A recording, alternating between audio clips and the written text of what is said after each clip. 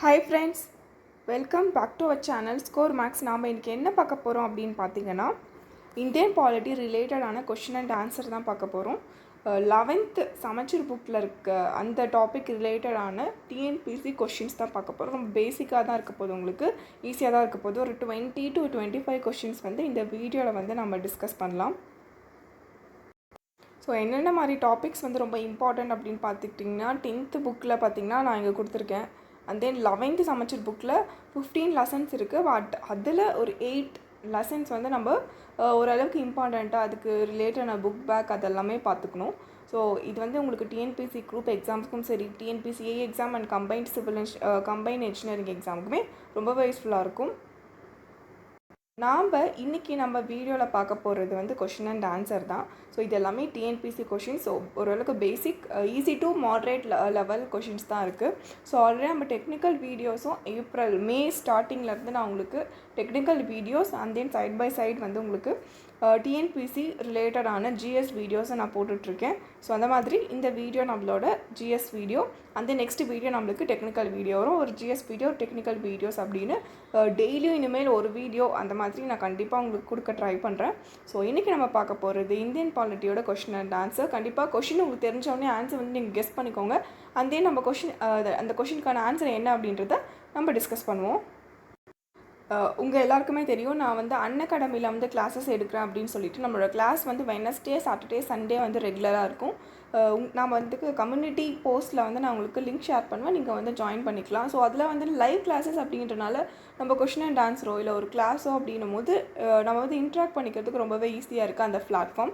So எல்லாமே free classes தான். நீங்கள் ஃப்ரீ கிளாஸஸில் நம்மளோட அன்லாக் கோட் ஸ்கோர் மேக்ஸ் அப்படின்ற கோடை வந்து யூஸ் பண்ணிக்கோங்க. அது ரொம்பவே உங்களுக்கு யூஸ்ஃபுல்லாக இருக்கும். நீங்கள் எந்த எஜுகேட்டர்ஸோட கிளாஸ், ஃப்ரீ கிளாஸ் நீங்கள் பார்க்குறதுக்கு நம்மளோட அன்அகாடமியில் கவர் பண்ண டாபிக்ஸ் 10th அண்ட் 11th சமச்சீர் புக் வந்து கவர் பண்ணிவிட்டு 2 கொஷின் அண்ட் ஆன்சர் ஒரு 200 கொஷின்ஸ் கிட்ட நம்ம டிஸ்கஸ் பண்ணியிருக்கோம். இப்போ வந்து ரீசெண்டாக நம்ம ஸ்டார்ட் பண்ணியிருக்கிறது 12th. ஸோ ஃபாலோ பண்ணிக்கோங்க. 12th இந்தியன் பாலிட்டி சமச்சீர் புக் ரிலேட்டடான வீடியோஸ் வந்து அன்அகாடமியில் இருக்குது. ஸோ இப்போ வந்து நம்ம கொஷின் அண்ட் ஆன்சர் டிஸ்கஷனுக்குள்ளே போகலாம். Which article in Constitution of India provides for the office of Auditor General of India? So Auditor General of Indiaக்கான ஆர்டிக்கல் என்ன? ஸோ அவரை பற்றி ஃபஸ்ட் சொல்கிற ஆர்டிக்கல் 148. ஓகேவா? ஸோ பார்த்துக்கோங்க. And then second, what is the tenure of the office of comptroller and auditor general of India, சிஏஜியோட term of office நம்ம பார்த்தோம். அந்த ஆர்டிக்கல் வந்து 148. ஸோ அவரோட டேர்ம் பார்த்தீங்கன்னா 6 years or age of 65. So retire ஆகிற ஏஜ் வந்து பார்த்தீங்கன்னா 65 இருக்கலாம். பட் டேர்ம் ஆஃப் ஆஃபீஸ் வந்து 6 years, இல்லைனா ரிட்டையர்மெண்ட் ஏஜ் வந்து 65 வரைக்கும் இருக்கலாம். 6 years ஒர்க் பண்ணலாம். அண்ட் தென் 65 years வரைக்குமே அவர் வந்து அந்த போஸ்டிங்கில் இருக்கலாம். ஓகேவா? 6 years ஒன்ஸ் வந்து மாற்றிட்டே இருப்பாங்க. பிரசிடென்ட் வந்து அப்பாயிண்ட் பண்ணுவாங்க. ஓகேவா? Next, right to information act game into extends. So question பார்த்துக்கோங்க. ரைட் டு இன்ஃபர்மேஷன் பற்றி தெரியும், தகவல் அறியும் உரிமை சட்டம். ஸோ அந்த சட்டம் வந்து எப்போ வந்து நடைமுறைக்கு வந்துச்சு அப்படின்னு கேட்குறாங்க. ஸோ இதுக்கான ஆன்சர் வந்து கொஞ்சம் கன்ஃபியூஷன்ஸ் இருக்கும். பட் இதில் வந்து பார்த்தீங்கன்னா எப்போ பாஸ் பண்ணாங்க அப்படின்றத கொஷின் வரும். எப்போ பிரசிடென்ட் எப்போ ரிசீவ் பண்ணிக்கிட்டாரு, அண்ட் தென் இன்ஃபோர்ஸ் எக்ஸ்டென்ஸ் எப்போ வந்து நடைமுறைப்படுத்தப்பட்டது அப்படின்ட்டு. ஸோ பாஸ் பண்ணது வந்து பார்த்திங்கன்னா May 12 இருக்கும். அப்புறம் வந்து June 12, அதுக்கப்புறம் பார்த்திங்கன்னா October 12. ஸோ எல்லாமே 2005. ஓகேவா? ஸோ இப்போ நம்மக்கிட்ட கேட்ட கொஷின் பார்த்திங்கன்னா right to information act game in to extends on எப்போ நடைமுறைப்படுத்தி நம்ம ஃபுல்லாகவே ஃபாலோ பண்ண ஆரம்பித்தோம் அப்படின்னா ஸோ 12th October 2005. ஓகேவா? ஸோ இது பார்த்துக்கோங்க. இந்த மாதிரி கொஷின் கேட்கலாம். Lok Ayukta was first introduced in. So இது வந்து இந்த கரப்ஷனுக்காக அகேன்ஸ்டாக நம்ம கொண்டு வந்தது தான் லோக் ஆயுக்தா. ஸோ லோக் ஆயுக்தா வந்து ஃபஸ்ட்டு வந்து எப்போ இன்ட்ரடியூஸ் பண்ணாங்க அப்படின்றது தான், எந்த ஸ்டேட்டில் வந்து இன்ட்ரடியூஸ் பண்ணாங்க, எந்த ஸ்டேட். இது வந்து ரொம்ப இம்பார்ட்டண்ட்டான கொஷின். பார்த்திங்கன்னா மகாராஷ்டிரா தான். ஸோ லோக் ஆயுக்தா ஆக்ட் பார்த்திங்கன்னா 1971. ஸோ ஃபஸ்ட்டு வந்து அப்போ அதுக்கு முன்னாடி வரைக்கும் லோக் ஆயுக்தா அப்படின்ற ஒரு ஆக்ட் கிடையாது. அப்புறம் பார்த்திங்கன்னா ஃபஸ்ட்டு மகாராஷ்டிரா, அதுக்கப்புறம் ஆந்திர பிரதேஷ், அதுக்கப்புறம் அருணாச்சல் பிரதேஷ், அதுக்கப்புறம் ஜம்மு அண்ட் காஷ்மீர், அப்புறம் வந்து மணிப்பூர், மேகாலயா, மிசோரம், சிக்கிம், தமிழ்நாடு, திரிபுரா. ஸோ ஃபஸ்ட்டு எங்கே கொண்டு வந்தது மட்டும் பார்த்துக்கலாம். ஸோ பார்த்திங்கன்னா மகாராஷ்டிரா. ஓகே, நெக்ஸ்ட் கொஷின் பார்க்கலாம். 61st amendment 1989 is famous for. உங்களுக்கு தெரியும் 61st அமெண்ட்மெண்ட் அவங்க கேட்டிருக்கிறது 1989. ஸோ இது எதுக்காக அப்படின்றது தான் கொஷினை கேட்டிருக்காங்க. ஸோ இது வந்து ஓட்டிங் ஏஜ், ஸோ அதை பற்றி தான் வந்து இந்த 61st அமெண்ட்மெண்ட்டில் இருக்கும். ஓகேவா? ஸோ அப்போ வந்து 21 ஏஜுக்கு மேலே தான் நம்ம ஓட்டிங்காக இருக்கும். ஸோ இதில் தான் 21 to 18 ஏஜாக மாற்றிருப்பாங்க. ஸோ இந்த அமெண்ட்மெண்ட் பற்றி தான். ஸோ யூனிவர்சல் அடல்ட் ஃப்ரான்சைஸ் அது ரிலேட்டடான ஓட்டிங் ரெடியூஸ் பண்ணுற அமெண்ட்மெண்ட் தான் 61st அமெண்ட்மெண்ட் 1989. ஓகேவா? Next, the Parliament of India passed the States Reorganisation Act in 1956 to create. Okay, so இது வந்து ஒரு 7th அமெண்ட்மெண்ட்டில் வரும். ஸோ அந்த 1956 தான் உங்களுக்கு தெரியும் ஸ்டேட் ரீஆர்கனைசேஷன். என்னென்னா 1953 ஒரு கமிட்டி ஸ்டார்ட் பண்ணுறாங்க. ஸோ என்னென்னா இந்தியா ஆஃப்டர் இண்டிபெண்டன்ஸ் அப்புறம் நம்ம வந்து எப்படி பிரிக்கிறது அப்படின்றது. ஸோ அதுக்காக நிறைய கமிட்டிஸ் வந்திருக்கோம். அவங்க ஒவ்வொருத்தங்க ஒவ்வொரு மாதிரி சொல்லியிருப்பாங்க. பட் 1953 ஆந்திர பிரதேஷ் வந்து மொழிவாரியாக, ஸோ லாங்குவேஜ் ரிலேட்டடாக வந்து நாம் பிரிக்கிறோம். அதுக்கான காரணங்கள்லாம் உங்களுக்கு தெரியும். ஓகேவா? ஸோ அதுக்கப்புறம் ஒவ்வொரு ஸ்டேட்டாக அப்படியே பிரிச்சுட்டு வராங்க. ஸோ ஒவ்வொன்றுத்துக்கும் அமெண்ட்மெண்ட் இருக்குது, இயர் இருக்குது. ஓகே, ஸோ அந்த மாதிரி ஸோ லாஸ்ட்டில் 1956 ஸோ அப்போ தான் எல்லாம் முடிஞ்சு ரீஆர்கனைசேஷன் ஆக்ட் வந்து பாஸ் பண்ணுறாங்க. ஸோ அந்த டைமில் எத்தனை ஸ்டேட்ஸ் அண்ட் எத்தனை யூனியன் டெரிட்டரிஸ்? ஸோ அந்த டைம் பார்த்திங்கன்னா 14 states and 6 union territories. So உங்களுக்கு இன்னும் டீப்பாக படிக்கிறவங்க அது என்னென்ன ஸ்டேட்டு, அதுக்கப்புறம் 14 ஸ்டேட்ஸ்க்கு அப்புறம் 1956 அப்புறம் கொண்டு வந்தது எல்லாமே ஒரு அமெண்ட்மெண்ட் பண்ணி அந்த மாதிரி தான். தமிழ்நாடு அந்த மாதிரி, இப்போது கோவா அந்த மாதிரி ரீசெண்டாக பார்த்திங்கன்னா இப்போ எப்படி ஆந்திர பிரதேஷில் தெலுங்கானா போச்சு இல்லையா? ஸோ அது எல்லாமே ரீசெண்டாக ஒவ்வொரு இயரு. ஸோ அது அத்தனாவது அமெண்ட்மெண்ட்டு, அத்தனாவது ஸ்டேட் அப்படின்றத நீங்கள் பார்த்துக்கணும். Next, match the following. So inside வந்து பார்ட்ஸ் கொடுத்துருக்காங்க, அதுக்கான ஆர்டிகல்ஸ். ஸோ பார்த்திங்கன்னா ஃபண்டமெண்டல் ரைட்ஸ் நம்ம எல்லாருக்குமே தெரியும் 12 to 35. ஓகேவா? So and then fundamental duties வந்து அப்படின்னு கேட்டிருக்காங்க. ஸோ ஃபண்டமெண்டல் டியூட்டிஸ் வந்து பார்த்திங்கன்னா 51A, தட் மீன் பார்ட் 4Aல இருக்குது, 51Aல இருக்குது. And then DPSP, that mean directive principles of state policy. So அது வந்து என்ன அப்படின்னு பார்த்தீங்கன்னா 36 to 51. சிட்டிசன்ஷிப் வந்து 5 to 11. ஓகேவா? ஸோ 32 தெரியும், 32 மட்டும் இங்கே மிஸ் ஆகும். ஸோ 32 வந்து நம்மளுக்கு வந்து கான்ஸ்டியூஷனல் ரெமடிஸ், அந்த 5 ரிட்ஸ், அதுதான் 32 கான்ஸ்டியூஷனல் ரெமடிஸ் கீழே வரும். ஸோ இப்போ ஆன்சர் வந்து B. Next, fundamental duties have been added in the Constitution by 42nd Amendment Act 1956 in accordance with the recommendation of. So இப்போ ஒவ்வொரு அமெண்ட்மெண்ட் பண்ணுறாங்க இல்லை ஒவ்வொரு சட்டம் கொண்டு வரதுக்கு முன்னாடி ஒரு கமிஷன் மாதிரி இல்லை கமிட்டி மாதிரி ஃபார்ம் பண்ணி அவங்க வந்து சில ரெக்கமெண்டேஷன்ஸ் வந்து கவர்மெண்ட் கொடுப்பாங்க. ஸோ அதிலேருந்து அவங்க வந்து இம்ப்ளிமெண்ட் பண்ணுவாங்க. ஸோ அந்த மாதிரி 42nd Amendment Act 1976. ஸோ இந்த ஆக்டுக்கு படி தான் வந்து ஃபண்டமெண்டல் டியூட்டிஸே வந்து இந்தியா கான்ஸ்டியூஷனில் ஆட் ஆகுது. ஸோ அதுக்கு முன்னாடி வரைக்கும் இல்லை. ஸோ அந்த ஃபண்டமெண்டல் வந்து 10 ஃபண்டமெண்டல் டியூட்டிஸ் வந்து ஆட் பண்ணுறோம். ஸோ அது வந்து எந்த கமிட்டியோட ரெக்கமெண்டேஷன்? ஸோ ஃபண்டமெண்டல் டியூட்டிஸ்க்கான கமிட்டி பார்த்திங்கன்னா ஸ்வரன் சிங் கமிட்டி. ஓகேவா? சந்தானம் கமிட்டி, சர்க்காரியா கமிட்டிலாம் இன்டர்ஸ்டேட் கமிட்டிக்குள்ளே வரும். ஸோ உங்களுக்கு தெரியும் ஸ்வரன் சிங் கமிட்டி அப்படின்றது ஃபண்டமெண்டல் டியூட்டிஸ் அந்த ரெக்கமெண்டேஷன். ஸோ ஃபண்டமெண்டல் டியூட்டிஸ் பற்றி அவங்க நிறைய ரெக்கமெண்டேஷன் கொடுத்துருப்பாங்க. So Swaran Singh committee. So இதெல்லாம் இம்பார்ட்டண்ட்டான கமிட்டிஸ். நெக்ஸ்ட்டு ஒரு மேட்ச் தான் பாருங்கள், ப்ராவிஷன்ஸ் அப்புறம் சோர்ஸஸ். ஸோ எமர்ஜென்சி ப்ராவிஷன்ஸ் வந்து எங்கே? ஸோ இது எல்லாமே உங்களுக்கு தெரிஞ்சிருக்க வேண்டியது. ஸோ எமர்ஜென்சி ப்ராவிஷன்ஸ் வந்து ஜெர்மனி. ஓகேவா? And then fundamental rights. So fundamental rights வந்து நம்ம யுனைடெட் ஸ்டேட்ஸ் கிட்டேருந்து எடுத்திருப்போம். ஓகேவா? ஸோ 1 4, அதுக்கப்புறம் பி வந்து 3, அதுக்கப்புறம் parliamentary system. So parliamentary system நம்ம ஃபாலோ பண்ணுறது பார்லிமெண்ட்ரி சிஸ்டம். ஸோ அது வந்து எங்கள் பிரசிடென்சி யூகேவில் ஃபாலோ பண்ணுறது பிரசிடென்சியல் சிஸ்டம். ஸோ யூஎஸ்ஏல ஃபாலோ பண்ணுறது பிரசிடென்ட், அந்த மாதிரி கவர்மெண்ட். யூகே ஃபாலோ பண்ணுறது பார்லிமெண்ட்ரி. அதே தான் நம்ம அடாப்ட் பண்ணி இந்தியாவிலும் பார்லிமெண்ட்ரி சிஸ்டம் தான் ஃபாலோ பண்ணுறோம். ஸோ அப்போது இது வந்து யூகே. ஓகேவா? And then directive principles of state policy DPSP வந்து அயர்லாந்து. ஸோ அயர்லாண்டோட கான்ஸ்டியூஷன் வந்து அடாப்ட் பண்ணிக்கிட்டது. Okay, so D. ஸோ அப்போ பார்த்தீங்கன்னா சி.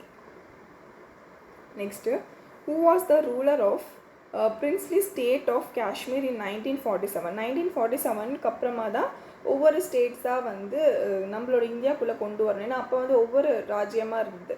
ஸோ அந்த மாதிரி டைமில் 1947 ஸோ ஜம்மு அண்ட் காஷ்மீரில் வந்து ஆண்டவர் வந்து ஒரு அரசராக இருப்பார்.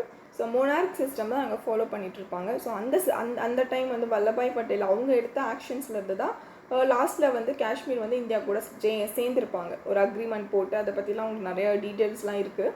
நம்ம டீப்பாக படிப்போம், 12th புக்கில் இருக்குது. ஸோ அந்த மாதிரி 1947 காஷ்மீரோட ரூலராக இருந்தது யார் அப்படின்ட்டு தான் கொஷின். ஸோ இதுவும் நிறைய ரிப்பீட்டடான கொஷின். ஹரிசிங். ஸோ ஹரிசிங் தான் வந்து 1947 காஷ்மீரோட ரூலராக இருந்திருப்பார்.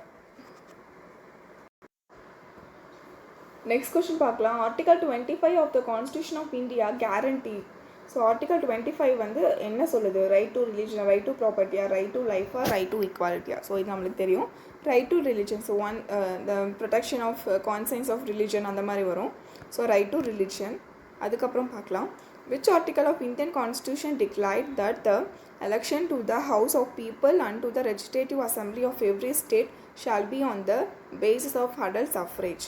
தட் மீன் இந்த மாதிரி ஹவுஸ் ஆஃப் லோக்சபா எலெக்ஷன், அதுக்கப்புறம் லெஜிஸ்லேட்டிவ் அசம்பிளி நடக்கிற எல்லா எலெக்ஷனுமே அடல்ட் சஃப்ரேஜ்னால் இல்லைனா ஸோ மக்களோட ஓட்டு போட்டு அவங்க செலக்ட் பண்ணி தான் நடக்கணும் அப்படின்றது எந்த ஆர்டிக்கலில் வந்து கிளியராக சொல்லியிருக்காங்க அப்படின்னு கேட்குறாங்க.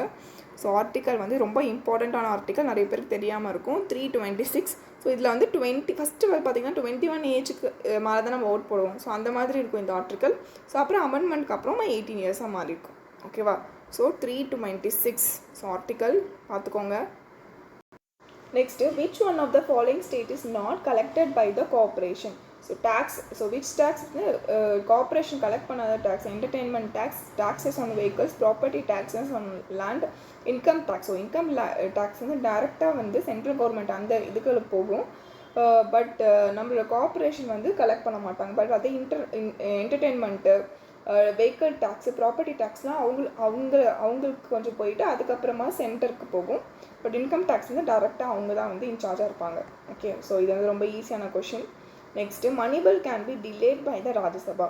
ஸோ உங்களுக்கு நிறைய தெரியும், மணி பில்லேருந்து ஒரு கொஷின் கண்டிப்பாக எல்லா எக்ஸாம்லையும் கேட்கறதுக்கு சான்ஸ் இருக்குது. ஸோ மணி பில்னால் என்னென்னா ஒரு பில். ஸோ ஒரு பில், ஒரு ஆர்டினரியாக ஒரு பில் வந்து லோக்சபாவில் பாஸ் பண்ணுறாங்க அப்படின்னும் போது ஒரு பில் வந்து மணி பில்லாம் இல்லையா அப்படின்னு சொல்கிறது யாருன்னா ஸ்பீக்கர். ஸோ ஸ்பீக்கருக்கு தான் அந்த ரைட்ஸ் இருக்குது. ஸோ ஏதாவது பட்ஜெட் ரிலேட்டட், ஏதாவது ஒரு ஸ்கீம் ரிலேட்டடாக இருக்கலாம் அந்த பில். ஸோ அந்த பில் வந்து ஃபஸ்ட்டு வந்து லோக்சபாவில் பாஸ் பண்ணுறாங்க, எல்லாம் அப்ரூவ் பண்ணிட்டாங்கன்னா நெக்ஸ்ட்டு வந்து ராஜ்யசபாவில் போகும். ஓகேவா? ஸோ ஒரு அமெண்ட்மெண்ட்டோ ஒரு ஆக்டோ பாஸ் பண்ணணும்னா லோக்சபாவோட அப்ரூவலும் தேவை, ராஜ்யசபாவோட அப்ரூவலும் தேவை. அந்த மாதிரி இந்த பில்லை மணி பில்லை பாஸ் பண்ணுறதுக்கு நம்ம லோக்சபாவிலேருந்து ராஜ்யசபாவுக்கு போகுது. பட் ராஜ்யசபா வந்து அப்ரூவலே கொடுக்கல. ஒரு 14 days டைம். ஸோ அந்த 14 days டைமுக்குள்ளே அவங்க அப்ரூவல் கொடுக்கலன்னா டேரெக்டாக லோக்சபாக்கே பவர் இருக்குது இந்த பில்லை வந்து பாஸ் பண்ணி ஆக்டாக மாற்றி அதை வந்து கொண்டு வர முடியும். ஓகேவா? ஸோ இதுதான் ப்ரொசீஜர். அந்த மாதிரி so money bills can be delayed by the Rajya Sabha. So ராஜ்யசபாவுக்கு எத்தனை நாள் மணி பில்ஸை டிலே பண்ணுறதுக்கான சான்ஸ் இருக்குது அப்படின்னு பார்த்தீங்கன்னா 14 days. இந்த 14 days வந்து லோக்சபாலேருந்து வெயிட் பண்ணுவாங்க. ஸோ ஆன்சர் கிடைக்கலன்னா அவங்க டேரெக்டாக அவங்களே மணி பில்லை பாஸ் பண்ணிக்குவாங்க. ஓகேவா? நெக்ஸ்ட் கொஸ்டின் பார்த்தீங்கன்னா, which amendment restricted total size of council of ministers to 15% the total strength of Lok Sabha. So ஒரு அமெண்ட்மெண்ட் இருக்குது. அந்த அமெண்ட்மெண்ட் படி தான் நம்மளுக்கு தெரியும் லோக்சபாவோட ஸ்ட்ரென்த் உங்களுக்கு தெரியும் 550 545 இருக்கும். ஸோ அந்த மாதிரி இருக்கும்போது பட் நம்மளோட கவுன்சில் ஆஃப் மினிஸ்டர்ஸ் இல்லை கவுன்சில் ஆஃப் ஸ்டேட்ஸ் நம்ம ஒவ்வொரு டிபார்ட்மெண்ட் ஒதுக்கி நம்மளோட ப்ரைம் மினிஸ்டர் கீழே இருக்க மினிஸ்டர்ஸோட அந்த எண்ணிக்கை வந்து பார்த்திங்கன்னா 15% தான் இருக்கணும்னு ஒரு ரெஸ்ட்ரிக்ஷன் இருக்குது. அது அந்த மாதிரி அமெண்ட்மெண்ட் பண்ணி கொண்டு வந்த ரெஸ்ட்ரிக்ஷன் தான் இது. ஸோ அந்த அமெண்ட்மெண்ட் என்ன அப்படின்றதான் நம்மளோட கொஷின். So 91st amendment. அந்த அமெண்ட்மெண்ட் படி 15%.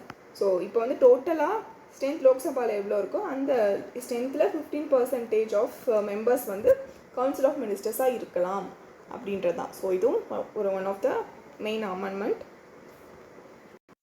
நெக்ஸ்ட் பாருங்கள், reservation limit for the other backward classes is அப்படின்னு கேட்டிருக்காங்க. ஸோ ரிசர்வேஷன் வந்து என்ன நம்ம பார்த்தோம். ஸோ இதெல்லாமே உங்களுக்கு 10th அந்த 11th புக்கில் டீட்டெயில்டாக இருக்குது. சமச்சீர் புக் தான். ஸோ உங்களுக்கு தெளிவான ஒவ்வொரு கிளாஸ் வேணும், ஒவ்வொரு டாபிக் ரிலேட்டடான டீட்டெயிலான கிளாஸ் கொஷின் அண்ட் ஆன்சர் உங்களுக்கு தேவை அப்படின்னா நீங்கள் வந்து அன்அகாடமியில் வந்து என்னை ஃபாலோ பண்ணிக்கலாம். ஸோ ஆல்ரெடி கிளாஸஸ் இருக்குது, நீங்கள் போய் பார்த்துக்கலாம். ஸோ இப்போ இந்த கொஷினோட ஆன்சர் பார்த்தீங்கன்னா reservation limit for the other backward classes அப்படின்றதான்.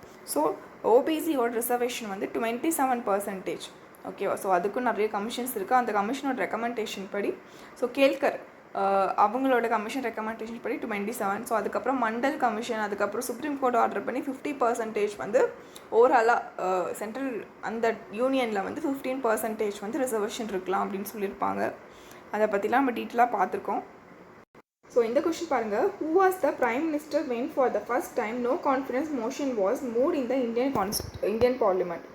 உங்களுக்கு தெரியும், நோ கான்ஃபிடன்ஸ் மோஷனாக நம்பிக்கையில்லா தீர்மானம், அந்த பாப்புலேஷன் இழக்கிறது, எப்படி சொல்கிறது, அந்த மேக்ஸிமம் எம்பிஸ் இருப்பாங்க. ஸோ அப்படி இருந்தால் தான் நம்ம வந்து சென்ட்ரலில் வந்து ஆட்சி பண்ண முடியும் லோக்சபாவில். ஸோ அந்த மாதிரி கம்மியாக இருக்கும் போது நோ கான்ஃபிடன்ஸ் மோஷன் வந்து அந்த பார்ட்டி மேலேயோ யார் அந்த ரூலிங்கில் இருக்காங்களோ அவங்க மேலே வந்து கொண்டு வருவாங்க. ஸோ அந்த மாதிரி first time when was the first time, so யாரோட ஆட்சியில் ஃபஸ்ட்டு டைம் வந்து நோ கான்ஃபிடன்ஸ் மோஷன் வந்து கொண்டு வந்தாங்க அப்படின்றது தான். ஸோ ஆன்சர் வந்து நான் சொல்லிட்டேன், ஜவஹர்லால் நேரு. ஸோ ஜவஹர்லால் நேரு இருக்கும் போதே ஒன் டைம் வந்து no confidence motion first time வந்து இம்ப்ளிமெண்ட் பண்ணியிருப்பாங்க. ஸோ அதுக்கப்புறம் பார்த்திங்கன்னா எந்த ஒரு ப்ரைம் மினிஸ்டரோட ஆட்சி காலத்தில் நிறைய டைம்ஸ் வந்து நோ கான்ஃபிடன்ஸ் மோஷன் கொண்டு வந்தாங்க அப்படின்னு கொஷின் கேட்கலாம். ஸோ அப்படி கேட்டாங்கன்னா உங்களுக்கு வந்து இந்திரா காந்தி வந்து 15 times. ஸோ அதே பார்த்திங்கன்னா மொரார்ஜி தேசாய் வந்து 3 times. ஓகேவா? ஸோ பார்த்துக்கோங்க, இந்த 15 times அப்படின்றது கொஷினாக கேட்கலாம் மேபி. ஸோ நெக்ஸ்ட் கொஷின் பாருங்கள், which Indian state had the first woman chief minister அப்படின்னு கேட்டிருக்காங்க. ஸோ இது ரொம்ப ஈஸியான கொஷின். ஸோ ஃபஸ்ட்டு கவர்னர் அப்படின்றதும் நீங்கள் தெரிஞ்சுக்கணும், first PM and then first president woman எல்லாமே நம்ம தெரிஞ்சுக்கணும். ஸோ அப்படி பார்க்கும்போது யூபி, ஸோ யூபியில் தான் வந்து ஸ்டேட்டில் தான் ஃபஸ்ட்டு. ஸோ சுஷித்ரா கெப்ரானி அப்படின்றவங்க, ஓகேவா? So name. ஸோ அவங்க தான் வந்து ஃபஸ்ட்டு உமன் சீஃப் மினிஸ்டர். அதே ஃபஸ்ட்டு கவர்னர் அப்படின்னு பார்த்தீங்கன்னா சரோஜினி நாயுடு. ஃபஸ்ட்டு பிஎம் அப்படின்னு பார்த்தீங்கன்னா இந்திரா காந்தி. பிரசிடென்ட் அப்படின்னு பார்த்தீங்கன்னா பிரதீபா பட்டேல். ஓகே, ஸோ இந்த கொஷின்ஸ் எல்லாமே பேசிக்கான questions. And then so next question, which year legislative council was abolished in Tamil Nadu அப்படின்னு கேட்டிருக்காங்க. உங்களுக்கு தெரியும் 1968. ஸோ யாரோட கவர்மெண்ட் அப்படின்னு பார்த்தீங்கன்னா MGR. So Tamil Nadu legislative council abolition bill அப்படின்னு 1986 ஒரு பில் பாஸ் பண்ணி ஸோ அதை வந்து அப்ரூவ் பண்ணி அபாலிஷ் பண்ணியிருப்பாங்க. ஸோ இது பார்த்துக்கோங்க. ஸோ ஃபஸ்ட்டு நவம்பர், ஸோ அதிலேருந்து வந்து அது நடைமுறைக்கு வந்திருக்கும். ஓகேவா? ஸோ இதுதான். இதில் பார்த்தீங்கன்னா எந்த ஆர்டிக்கல் வந்து பவர் இருக்குது 669. இந்த ஆர்டிக்கல் படி ஒரு லெஜிஸ்லேட்டர் அவங்க இப்போது ஸ்டேட் நினச்சாங்கன்னா ஒன்று க்ரியேட்டும் பண்ண முடியும், ஒன்று அபாலிஷும் பண்ண முடியும். ஓகே ஃப்ரெண்ட்ஸ், நம்ம 20 கொஷின்ஸ் கிட்ட டிஸ்கஸ் பண்ணியிருக்கோம். கொஷின் மட்டும் நம்ம டிஸ்கஸ் பண்ணாமல் அது ரிலேட்டடாக நிறைய பாயிண்ட்ஸ் நான் உங்களுக்கு அடிஷ்னலாக சொல்லியிருக்கேன். ஸோ இந்த வீடியோ உங்களுக்கு யூஸ்ஃபுல்லாக இருக்கும்னு நினைக்கிறேன். ஸோ அன்அகாடமியில் நம்மளோட ஜிஎஸ் கிளாஸ் இருக்குது. ஸோ ரெகுலராக ஃபாலோ பண்ணிக்கோங்க. அண்ட் தென் இதே போல் ஒரு யூஸ்ஃபுல்லான வீடியோவில் நெக்ஸ்ட் டைம் பார்க்குறேன். தேங்க்யூ.